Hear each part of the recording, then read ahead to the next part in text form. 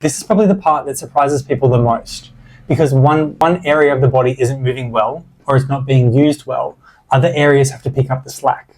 Can you walk us through what that actually looks like for the lower back? Sure.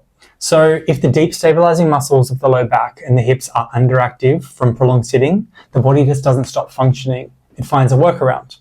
Often what happens is those muscles closer to the surface, the ones that aren't really designed for sustained stabilization, start working harder than they should.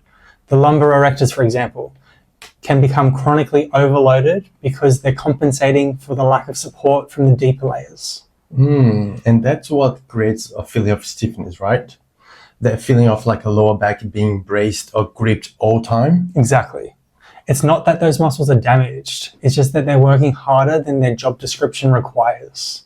And over time, that sustained effort creates tension and fatigue in those muscles. So when someone comes in and says, my lower back always feels tight, it is often not that the lower back itself is the root problem.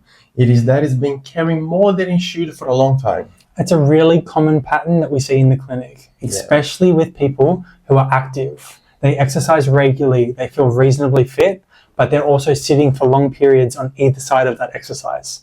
And the body is constantly trying to manage that gap between those two states. Which is kind of counterintuitive, because you would think being fit means your back is protected. Fitness helps, but fitness and movement are not the same thing. You can be strong in certain positions and still feel stiff through a range of motion that you don't regularly use.